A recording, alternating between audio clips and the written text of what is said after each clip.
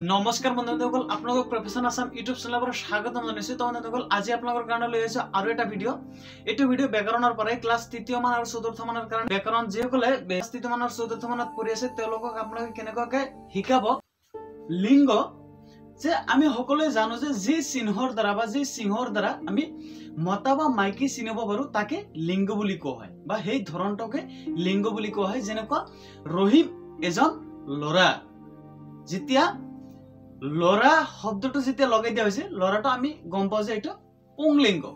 বা ৰহিমা এজনী ছোৱালী, এজনী বা এজনৰ দ্বাৰা আমি গম পাওঁ যে লৰা বা এজনী যেতিয়া বা ছোৱালী যেতিয়া বহিছে তেতিয়াই গম পাব লাগিব যে এইটো স্ত্ৰীলিংগ বা ছোৱালী মানুহ। তো বন্ধুসকল, ইয়াত লিংগ যি চিহ্নৰ দ্বাৰা বা যাৰ দ্বাৰা মতা মাইকী আদি বুজা যায় তাক লিংগ বোলে। তো আকৌ লিংগ কেই ধৰণৰ? লিংগ বিশেষকে লিংগ 4 ধৰণৰ: পুংলিংগ, স্ত্ৰীলিংগ, ক্লিবলিংগ আৰু উভয়লিংগ।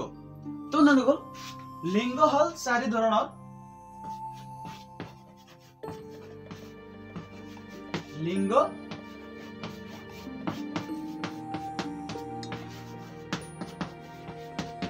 চাৰি ধৰণৰ, যেনে পুংলিংগ,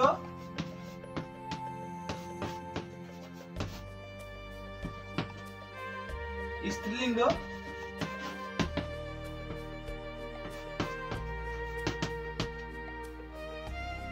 ক্লিবলিংগ,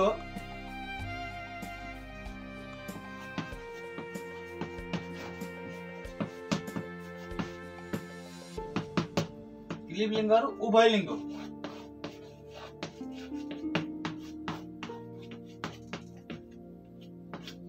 উভয়লিংগ।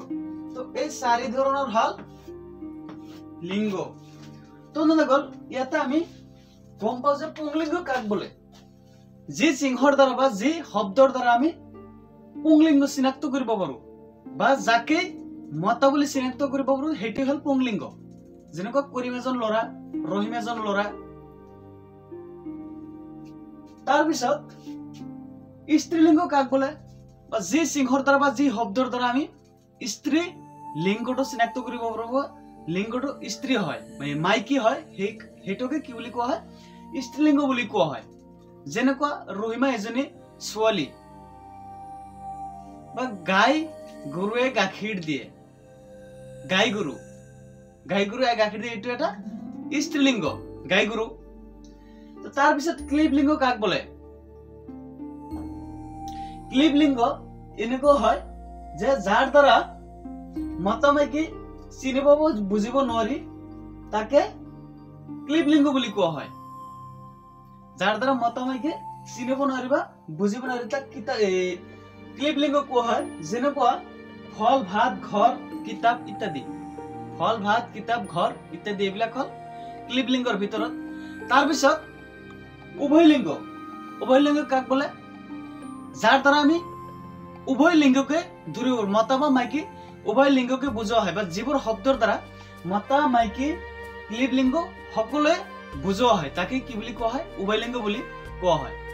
যেনে মানুহ বুলিলে ল'ৰাও আছে, ইয়াত ছোৱালীও আছে। যেনেকুৱা গৰু বুলিলে ইয়াত মতা গৰু আছে, মাইকী গৰু আছে। তাৰপিছত গৰু, ছাগলী, মহ, ভেড়া এইবিলাকৰ ভিতৰত মতাও আছে, মাইকীও আছে। তো বন্ধুসকল, ইয়াত চাওক পুংলিংগ আৰু স্ত্ৰীলিংগৰ ভাগ। পুংলিংগ আৰু স্ত্ৰীলিংগ। তো ইয়াত ভাইটো হল পুংলিংগ, স্ত্ৰীলিংগ হব ভনী। তাৰপিছত শিক্ষক,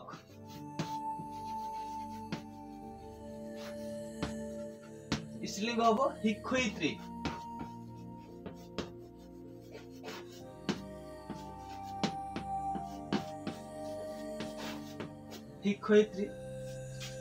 তাৰপিছত বোপাই,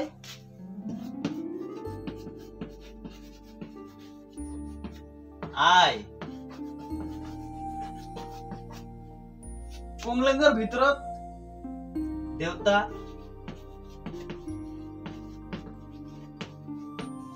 মা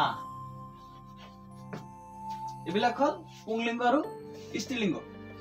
তো বন্ধুসকল বিশেষকৈ লিংগৰ বিষয়ে ক'বলগীয়া বিশেষ একোনে সকলো হয়তো গমে পায় যে লিংগ কাক বোলে যিবোৰ শব্দৰ দ্বাৰা বা যিবোৰ চিহ্নৰ দ্বাৰা মতামকি ধৰিব পাৰে তাকে লিংগ বুলি কোৱা হয়। লিংগৰ চাৰিটা ভাগ পুংলিংগ স্ত্ৰীলিংগ ক্লিবলিংগ আৰু উভয়লিংগ এইখিনি হল লিংগ। তাৰ পিছত পুংলিংগ তাকে বুলি কোৱা হয় যিবোৰ চিহ্নৰ দ্বাৰা বা যিবোৰ শব্দৰ দ্বাৰা আমি পুৰুষ জাতিক বুজাও সেইবোৰকে কি বুলি কোৱা হয় পুংলিংগ বুলি কোৱা হয়। আৰু যিবোৰ শব্দৰ দ্বাৰা বা যিবোৰ কথাৰ দ্বাৰা আমি স্ত্ৰী বা মাইকী জাতিটোক বুজাও বা মাইকী জাতিটোক ধৰিব পাৰো সেইটোকে স্ত্ৰীলিংগ বুলি কোৱা হয়। আৰু ক্লিবলিংগ হল যিবোৰ মতামাইকী আমি ধৰিব নোৱাৰো বা যিবোৰ শব্দৰ দ্বাৰা আমি মতামাইকী একো চিনি নাপাওঁ তাকে ক্লিবলিংগ বুলি কোৱা হয়। আৰু যিবোৰ আৰু উভয়লিংগ হল যিবোৰ শব্দৰ ভিতৰত মতা মাইকী বা পুংলিংগ আৰু স্ত্ৰীলিংগ দুয়োটা সোমাই থাকে সেইবোৰৰ শব্দবোৰকে কি বুলি কোৱা হয় উভয়লিংগ বুলি কোৱা হয়। এইখিনি আছিল লিংগ বিশেষ মূল মন্ত্ৰ। তো বন্ধুসকল যদি ভিডিওটো ভাল লাগে এটা লাইক কৰিব, এটা কমেন্ট কৰিব, শেয়াৰ কৰিব, বন্ধুসকলক জনাই দিবলৈ নাপাহৰিব। আজিৰ ভিডিওটো ইমানখিনিয়ে।